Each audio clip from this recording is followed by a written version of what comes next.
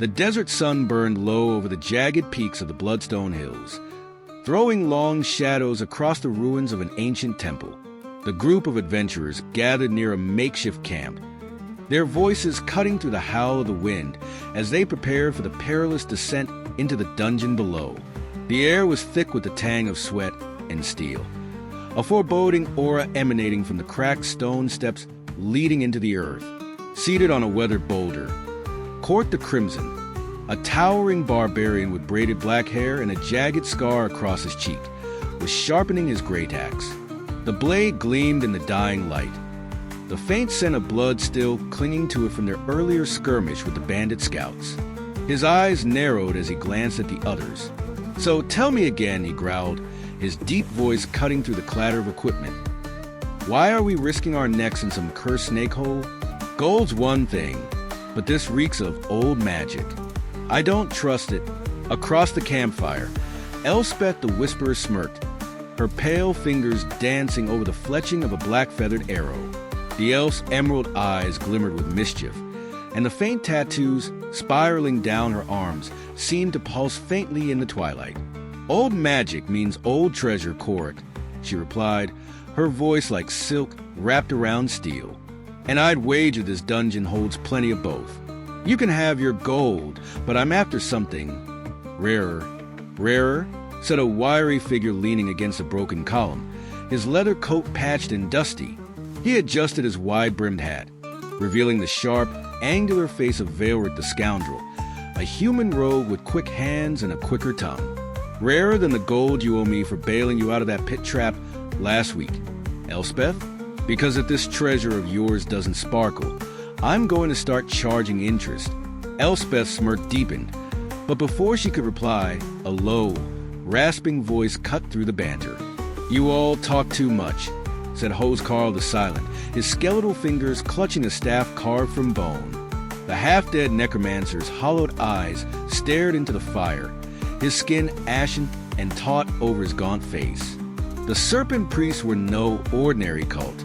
They wielded magic that could bend the will of men, shape the flesh of beasts, and command the dead to rise. Their relics are not baubles for taverns or markets. If we are not careful, their curse will claim us all. Veilric snorted, kicking a stray rock into the fire. "Always a delight, Hoskarl. Maybe if you weren't half a corpse yourself, you wouldn't see a curse in every shadow." The necromancer turned his head slowly, his hollow stare freezing the rogue in place. "Mock me if you wish, thief, but when the Serpent King's gaze falls upon you, you will pray for a death that never comes." Before Veilric could retort, a massive shadow loomed over the fire. Alaric the Shield, a grizzled knight clad in battered plate armor, strode into the circle, his shield slung across his back and his long sword strapped to his hip. His weathered face bore the hard lines of a man who had seen too many battles and lost too many friends.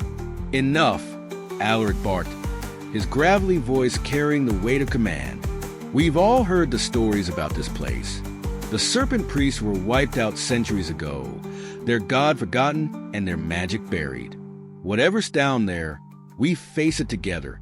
Gold, relics, or curses, it doesn't matter. We've made it this far by trusting each other, and we'll need that trust if we're to survive." For a moment, the group was silent, the crackling fire casting flickering shadows over their faces. Then Korik grunted, rising to his full, imposing height. "Well said, knight, but if this dungeon's as cursed as Old Bones says, I'll take point. Better to have me spring the traps than you lot." Elspeth rolled her eyes, but her smile was genuine. "You mean better to have your thick skull take the first blow?" Veilric chuckled, while Hoskarl muttered something inaudible. Alaric simply nodded, his gaze hardening as he turned toward the temple's entrance. "Gear up," the knight said. "We move at first light. Whatever waits below, it won't find us unprepared." The adventurers dispersed, each tending to their own preparations as the sun dipped below the horizon. In the distance, the faint hiss of the wind seemed to carry a serpentine whisper, chilling the air as the Bloodstone Hills fell into shadow. And beneath the ruins, something stirred. The dawn came swiftly, painting the bloodstone hills in hues of crimson and gold. The adventurers descended the ancient steps, their boots grinding against stone worn smooth by centuries of wind and sand. The air grew colder with each step, heavy with the scent of decay and a faint undertone of something reptilian, as if the stones themselves had absorbed the essence of the dungeon's ancient inhabitants. Korik took the lead, his great axe resting on his shoulder, his eyes darting for signs of danger. Behind him, Elspeth moved like a shadow, her bow at the ready, an arrow nocked but not drawn. Veilric followed, his hand lingering near the hilt of a curved dagger, while Hoskarl trailed silently, his staff glowing faintly with necrotic energy. Alaric brought up the rear, his shield raised, his presence a steadying force in the oppressive darkness. The stairs opened into a vast antechamber, its walls covered in faded murals depicting serpentine figures coiling around terrified humanoids. The faint light from Hoskarl's staff revealed the details, offerings of gold and blood, humans prostrating before towering snake-headed priests, and at the center of it all, a colossal serpent with glowing red eyes and a crown of jagged stone. "Charming," muttered Veilric, his voice echoing faintly in the chamber. "Remind me again why we thought this was a good idea." "Because you're greedy and I'm curious," Elspeth said, stepping lightly over a patch of rubble. "And because Korik here would rather fight monsters than admit he's scared." Korik grunted, his eyes fixed on the far end of the chamber, where a pair of massive stone doors stood partially ajar. "If you're done yapping, maybe focus on the fact that we're not alone." The group froze. The barbarian's words weren't idle. A faint sound drifted from the shadows, a dry, rasping noise like scales dragging across stone. It came closer, echoing off the walls until it surrounded them. "They know we're here," Hoskarl whispered, his hollow voice cutting through the tension. "The Guardians have awakened." As if in answer, a piercing hiss erupted from the darkness. Shapes emerged from the shadows, twisted, humanoid figures with serpentine features. Their skin was mottled green and black, their eyes glowing with unnatural light. In their hands, they wielded rusted scimitars and wickedly curved daggers. "Undead," Alaric said grimly, drawing his long sword. "Form up. Korik, hold the line. Elspeth, cover us. Veilric, look for weak points. Hoskarl, do what you do." Korik roared in reply, charging forward to meet the first wave. His axe cleaved through the nearest creature, splitting it from shoulder to hip. Black ichor sprayed across the stones, but more undead surged forward, hissing and slashing with unnatural fury. Elspeth's arrows flew true, piercing skulls and throats with unerring precision. Each shot was accompanied by a faint shimmer of magic, her elven craftsmanship ensuring the undead stayed down. Veilric darted between the combatants, his dagger flashing as he hamstrung a serpent thing lunging for Korik's back. "You're welcome," he shouted, sidestepping another attack. Hoskarl raised a staff, his gaunt face twisted in concentration. "Rise," he intoned, his voice echoing with an unnatural resonance. From the shadows, skeletal arms clawed their way up from the ground. The necromancer's minions, stripped of flesh but burning with faint green light, surged forward to clash with the undead snake men, their bony fingers tearing and rending. The melee was brutal and chaotic. Korik's axe rose and fell like a storm, each blow sending another enemy to the ground. Alaric's shield rang with the impact of blades, but he stood firm, cutting down foes with practiced efficiency. And then, as the last of the Guardians crumpled to the ground, the chamber fell silent. The adventurers stood amid the carnage, blood and ichor pooling around their boots. "Is that all they've got?" Korik asked, breathing heavily but grinning. "No," said Hoskarl, his eyes fixed on the still ajar stone doors. His voice was heavy with foreboding. This was merely a warning. The true horror lies beyond. The group exchanged uneasy glances, but there was no turning back. Alaric stepped forward, pushing the doors open with a groan of stone on stone. Beyond was a dark corridor, the walls lined with statues of snake-headed priests, their eyes seeming to follow the intruders. As they ventured deeper, Elspeth broke the tense silence. "If we find the Serpent King, anyone else voting we leave it buried. Only if the treasure isn't worth it," Veilric quipped, though his voice lacked its usual confidence.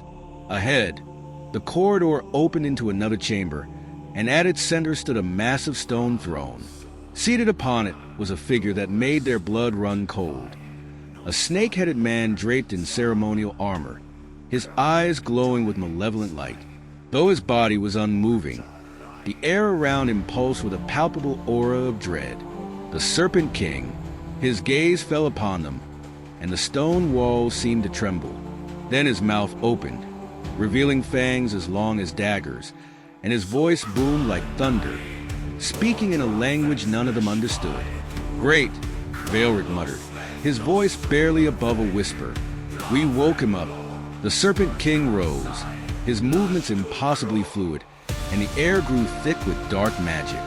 The adventurers tightened their grips on their weapons. "Together," Alaric said, his voice steady despite the terror in his eyes. "We end this. Now." The battle for survival had begun. The Serpent King towered over them, his scaled body rippling with unnatural strength. Ancient armor adorned his massive form, its golden sheen dulled by centuries, but still radiating an aura of power. His eyes burned with a crimson light, and the flick of his forked tongue echoed like the snap of a whip in the cavernous chamber.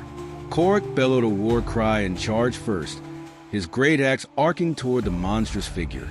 The weapon struck true, but instead of biting into flesh, the blade rang off the Serpent King's scaled arm like it had struck solid steel. The force of the blow staggered the barbarian, and the king retaliated with a sweeping strike with his clawed hand that sent Korik crashing into a pillar. "Korik!" Alaric shouted, raising his shield and stepping forward to block the king's advance. "Fall back. Regroup." But the Serpent King was relentless. He raised his arms, his deep voice chanting in that same alien tongue. The statues lining the walls began to shudder, their stone bodies cracking and breaking apart to reveal more snake-headed warriors. These constructs surged forward with hissing growls, flanking the adventurers. "Elspeth, take out those constructs," Alaric barked. "Veilric, keep moving. Find a weak spot. Hose Carl, stop whatever magic he's weaving. Don't have to tell me twice." Veilric darted into the shadows, his quick feet carried him around the edge of the room, searching for an opening. Elspeth loosed arrow after arrow, her shots precise but struggling to pierce the thick stone and metal of the constructs. "By the gods!" she hissed, drawing another arrow. "Does anything in this place die easily?" Hoskrill's rasping voice filled the air as he raised his staff, his gaunt fingers tracing intricate symbols in the air. Shadows coalesced around him, swirling like a storm as he unleashed his own necromantic magic.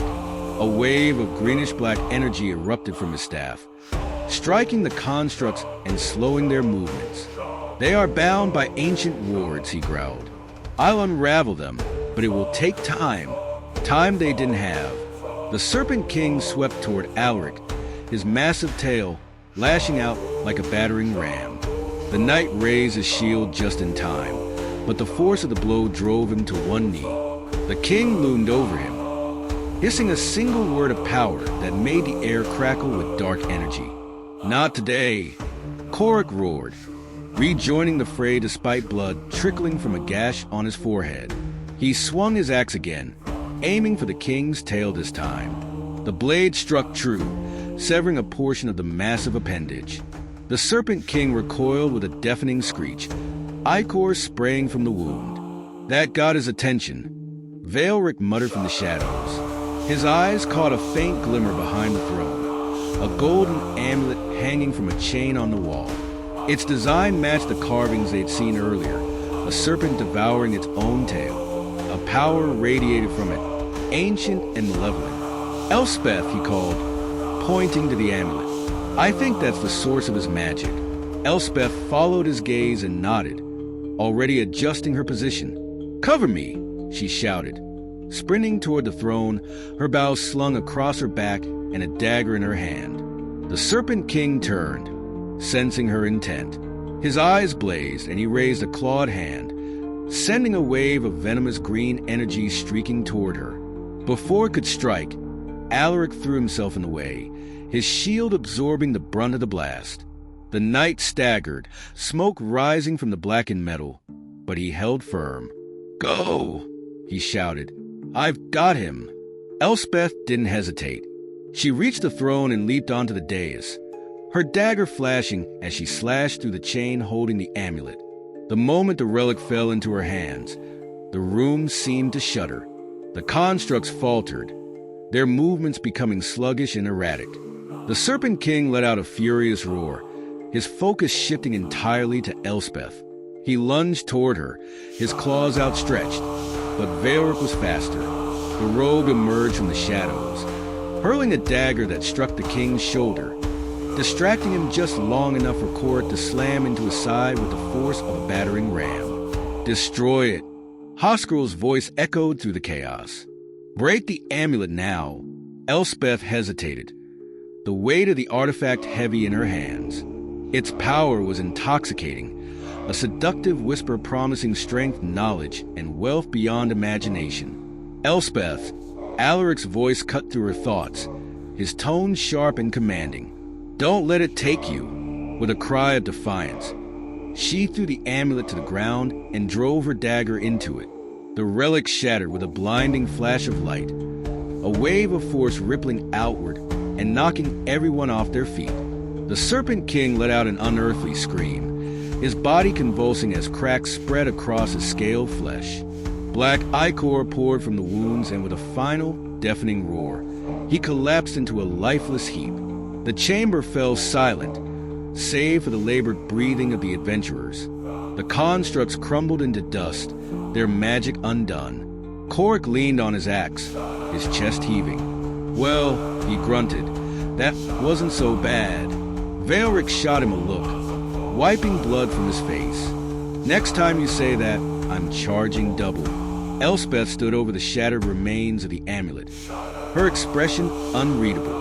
"Let's grab what we can and get out of here," she said, her voice quieter than usual. "I've had enough of this place."